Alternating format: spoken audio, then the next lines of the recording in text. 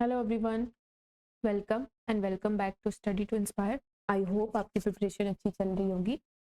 आज की वीडियो में गाइस हम कवर करने वाले हैं, this video is very important अगर आप ऑप्टोमेट्रिस्ट हैं तो भी, और अगर आप एज अ नॉर्मल व्यूअर इस वीडियो को देख रहे हो, अगर आप ऑप्टोमेट्रिस्ट नहीं हो, आप एग्ज़ाम देने नहीं जा रहे हो, जनरल नॉलेज के लिए भी अगर ये वीडियो देख रहे हो तो ये वीडियो बहुत ही इंपॉर्टेंट है, क्योंकि आई की हेल्थ सबकी इम्पॉर्टेंट होती है। और ये वीडियो आपको आई की जो डिफरेंट डिफरेंट पार्ट्स हैं उनमें कौन से विटामिन का क्या फंक्शन और क्या रोल प्ले है वो आपको देखने को मिलेगा, और उसको अच्छे से समझने के लिए ये वीडियो बहुत ही सफिशिएंट है, जिससे आप अपनी प्रॉपर डाइट को भी प्लान कर सकते हो। अगर आपको उस स्पेसिफिक एरियाज की कुछ प्रॉब्लम है तो विटामिन का इंटेक बढ़ा के आप प्रॉब्लम को क्योर भी कर सकते हो अपने लेवल पे। नाउ अब हम बात करें कि ऑप्टोमेट्रिस्ट के लिए ये चैप्टर क्यों इम्पोर्टेंट है। If you are preparing for RRB and any optometry exam, if there is a nutrient topic is given in your syllabus, जैसा कि RRB के syllabus में दिया हुआ है, वहाँ पे प्रॉपरली डिफाइन कर रखा है कि आपको न्यूट्रिएंट्स को कवर करना है। तो which type of nutrients, of course optometry है तो ऑकुलर न्यूट्रिएंट्स की बात की जा रही है, ठीक है। तो इसी के लिए मैं इन डिटेल लेक्चर लेके आई हूँ, ताकि आपके वहाँ से अगर बहुत ही ईजी टाइप के क्वेश्चंस होते हैं और बहुत ही सुपरफिशियल नॉलेज से आप उनको सॉल्व कर सकते हो, तो 1 से 2 क्वेश्चन आने की प्रोबेबिलिटी रहती है। तो इसलिए ये लेक्चर आपके लिए बहुत इंपॉर्टेंट हो जाता है। I hope you will enjoy, and जो भी नए पॉइंट मिलते हैं प्लीज़ नोट डाउन, उसको अपनी नोट्स में कर लो एंड रिवाइज करो 3 टाइम, उससे आपके परमानेंट मेमोरी में वो स्टोर हो जाएगा। Now without a delay start करते हैं अपना ये जो भी टॉपिक है। उसमें हम बेसिकली डिस्कस करेंगे जो डिफरेंट टाइप के विटामिन्स नीडेड हैं हमारे आई की हेल्थ के लिए, एंड उसके सोर्सेज क्या क्या हैं in detail, and function, then deficiency होगी तो किस तरह की प्रॉब्लम देखने को मिलेगी, ठीक है। चलो, तो सबसे पहले हम स्टार्ट करते हैं विटामिन ए से, जो कि हमारा बहुत ही जाना पहचाना और बहुत ही पॉपुलर विटामिन है। हमारी जितनी भी ऑकुलर हेल्थ स्पेशलिस्ट हैं वो इसको बहुत सजेस्ट करते हैं कि take vitamin A, take vitamin A, जिसको हम रेटिनॉल कहते हैं। साइंटिफिक नेम रेटिनॉल है, इसके नाम साइंटिफिक नेम भी आपको याद रखने होंगे। नाउ सोर्सेज की बात करें तो सोर्सेज में आपका आएगा cataract, sorry carrot, sweet potato, spinach and liver. तो जो हमारा कैरेट है और स्वीट पोटैटो है, स्पेनिच है और लिवर है, ये बहुत ही प्रोमिनेंट सोर्स होते हैं विटामिन ए के। एंड फंक्शन इन आई की बात करें कि विटामिन ए क्या क्या फंक्शन रोल प्ले क्या होता है, तो there is essential for rhodopsin formation. तो हमारा विटामिन ए जो होता है रोडोप्सिन को फॉर्म करने में, जिसको हम विजुअल पिगमेंट भी कहते हैं। अब भाई रात में देखना है तो हमें रोडोप्सिन चाहिए, और रोडोप्सिन चाहिए तो विटामिन ए खाना पड़ेगा, ठीक है। तो ये मेंटेन करता है हमारी कॉर्नियल की एपिथेलियम की हेल्थ को भी, जो कि कॉर्निया की मोस्ट इम्पॉर्टेंट लेयर है। तो इसको भी बनाने के लिए हमें विटामिन ए चाहिए होता है। तो ये हमने बात की फंक्शन की। नेक्स्ट हम बात कर रहे हैं डेफिशिएंसी एंड इफेक्ट्स। तो अगर ये डेफिशिएंसी हो गई, यानी इसकी कमी हो गई, विटामिन ए की कमी हो गई, तो आपको क्या मिलेगा? नाइट ब्लाइंडनेस, रतौंधी, हिंदी में इसको कहते हैं नेक्टोलूपिया, इसका दूसरा नाम है। तो नेक्टोलूपिया भी आपको याद रखना है। नाइट ब्लाइंडनेस तो सब जानते हैं, पर this is going to be a new term for many of you which are watching this video.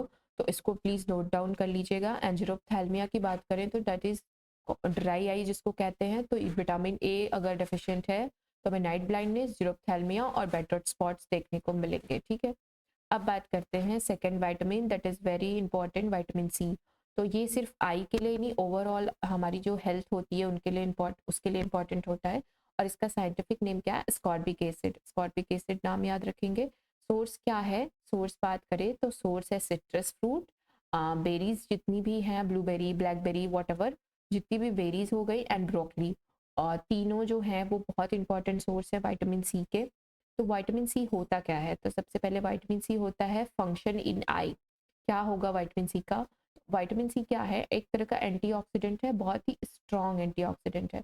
और एंटीऑक्सीडेंट्स का काम ही यही होता है कि वो क्या करते हैं, जितने भी बॉडी के पार्ट्स हैं उनको ऑक्सीडेटिव स्ट्रेस से, ऑक्सीडेटिव डैमेज से बचाते हैं। और सबसे ज़्यादा जो हमारे ऑक्सीडेटिव स्ट्रेस में नुकसान पहुंचता है वो लेंस को पहुंचता है। लेंस के प्रोटीन क्या हो जाते हैं, डैमेज हो जाते हैं, जिसकी वजह से कटरैक्ट फॉर्म होने लगता है। तो यहाँ पे विटामिन सी का रोल आ जाता है कटरैक्ट के फॉर्मेशन को डिले करने में।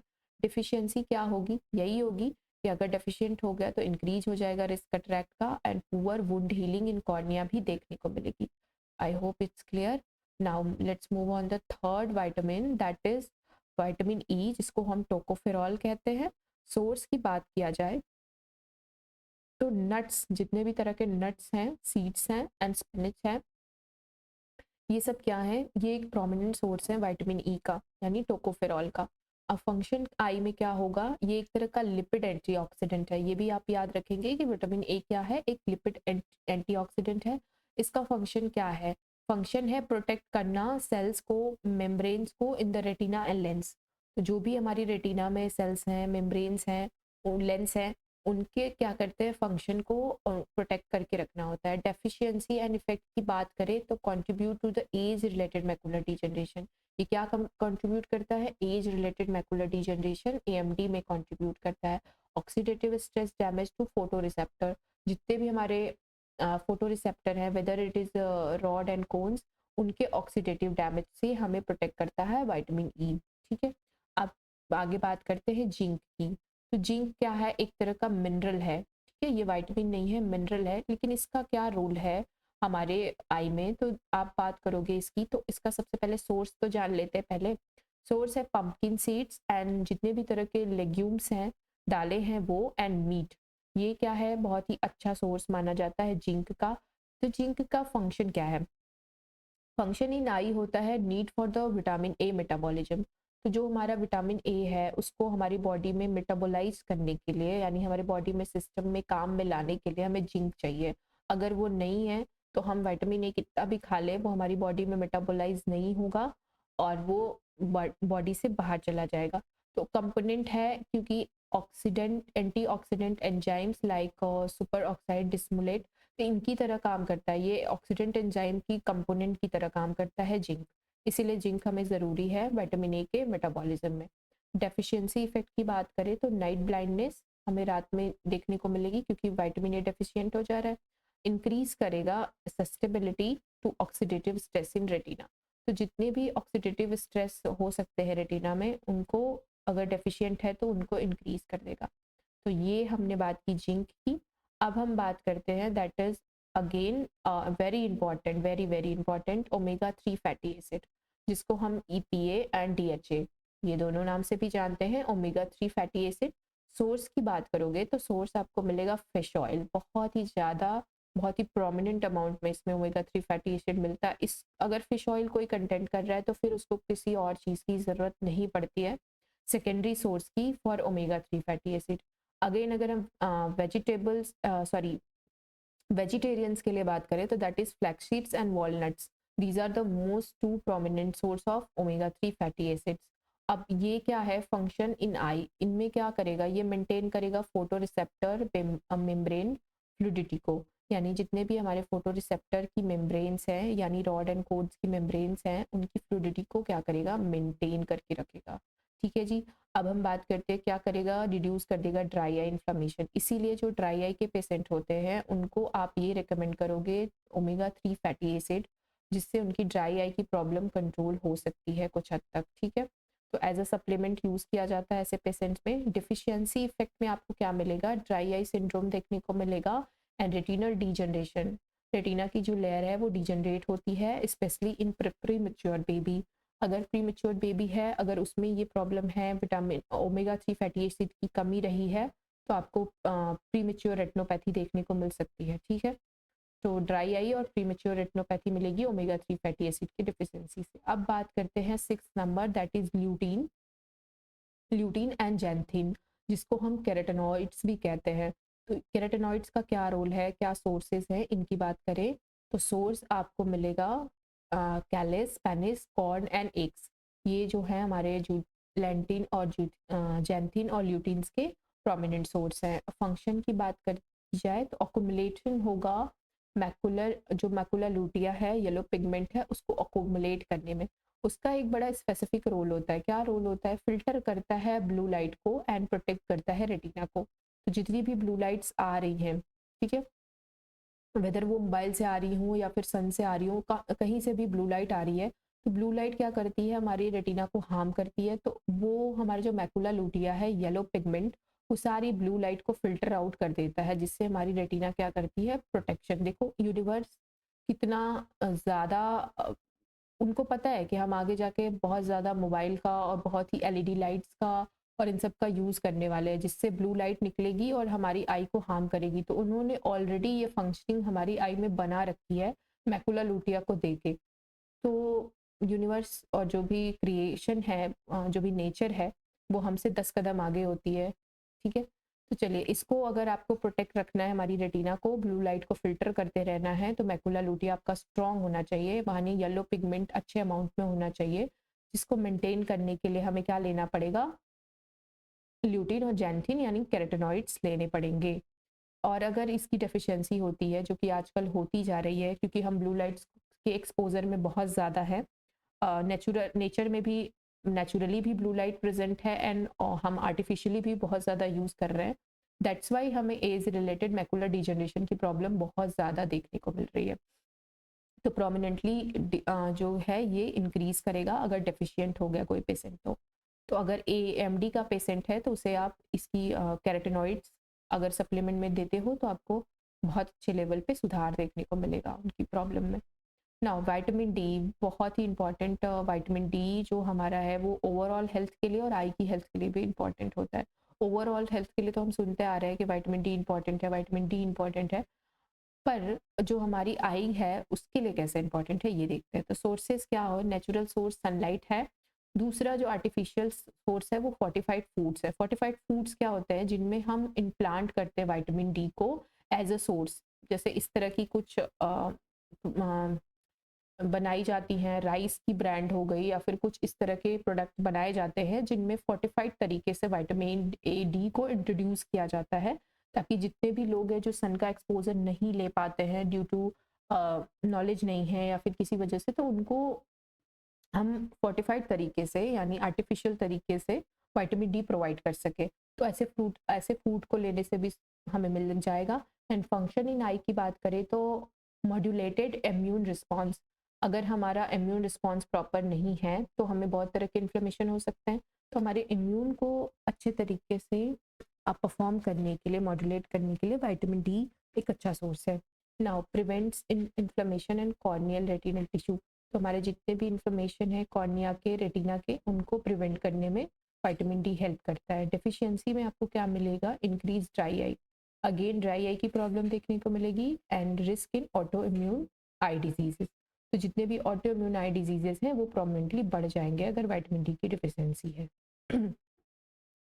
नाउ अब हमारा आता है that is B complex. B complex में स्पेशली हम 2-3 कैटेगरी की विटामिन बी की बात की जाती है कलेक्टिव लेवल पे। तो vitamin B2, vitamin B6 and vitamin B12 and folate. तो अब जब हम इनको कलेक्टिव लेवल पे कहते हैं तो इसे हम कहते हैं vitamin B complex. B complex का क्या सोर्स है दैट इज होल ग्रेन, जितने भी मोटे अनाज हैं वो विटामिन हमें बी कॉम्प्लेक्स देंगे। Dairy fruits, greeny leafy vegetables जितनी भी हैं वो विटामिन डी की अच्छी अमाउंट में जो सोर्स होती है। सॉरी, विटामिन डी की नहीं, विटामिन बी कॉम्प्लेक्स की। तो फंक्शन की बात करें तो फंक्शन हमारा क्या होगा, सपोर्ट करते हैं ये नर्व हेल्थ को, जितनी भी हमारी नर्व्स हैं स्पेशली ऑप्टिक नर्व्स, उनको मेंटेन करने में, एंड रिड्यूस द होमोसिस्टीन्स लेवल। तो होमोसिस्टीन्स लेवल अगर कम हो जाएगा तो रेटिनल डिजीज भी कम होती है। डेफिशिएंसी में आपको क्या देखने को मिलेगा, ऑप्टिक न्यूरोपैथी बढ़ जाती है, विजन लॉस देखने को मिलेगा, और जो विजुअल प्रॉब्लम्स हैं इन रेटिना स्पेशली वो इंक्रीज हो जाएंगे। नाउ अब थोड़ा क्विकली रिवाइज कर लेते हैं इन सारी चीज़ों को जो हमने अभी तक पढ़ा। तो आपने विटामिन ए को देखा, विटामिन ए में आपको विजुअल पिगमेंट्स जो हो रहे थे वो प्रॉपर तरीके से फंक्शन कर रहे थे, और डेफिशिएंसी में नाइट ब्लाइंडनेस हो जा रही थी। विटामिन सी में क्या मिलेगा, विटामिन सी में हम उसको एंटीऑक्सीडेंट की तरह ले रहे थे, और अगर इसकी डेफिशिएंसी हो गई तो कट्रैक्ट हो जा रहा था। विटामिन ई मेम्ब्रेन को प्रोटेक्ट कर रहा था, और डेफिशिएंसी में AMD हो जा रही थी। जिंक क्या है, जिंक विटामिन ए के मेटाबॉलिज्म के लिए ज़रूरी है, और अगर नहीं रहेगा तो नाइट ब्लाइंडनेस कॉज होगी।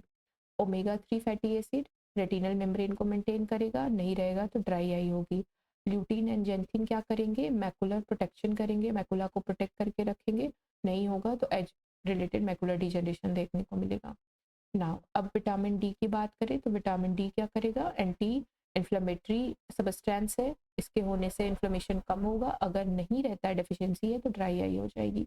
B, vitamin B nerve health में इंपॉर्टेंट है, और अगर नहीं होता है तो ऑप्टिक न्यूरोपैथी देखने को मिलेगी। ठीक है, इतना क्लियर है ना। अब लास्ट टॉपिक जो है इसको देखिए, some extra high yielding clinical points क्या हैं, ये हर क्लिनिक में काम करने वाले एज अ ऑप्टोमेट्रिस्ट के लिए इंपॉर्टेंट है, क्लिनिक में ही नहीं, अगर ऑप्टिक्स में भी हैं तो उनके लिए भी इंपॉर्टेंट है। ठीक है, क्या है important point, that is age related eye disease studies supplements. अगर किसी पेशेंट को एज रिलेटेड आई डिजीज है, प्रॉब्लम है, तो उनको आप कौन से सप्लीमेंट सजेस्ट करोगे, विटामिन सी का लेवल इंक्रीज करें, विटामिन ई, जिंक का, कॉपर का, ल्यूटिन एंड जेंथिन के सप्लीमेंट्स लें, स्लो कर देगा उनका जो मैकुलर डिजनरेशन है उसको।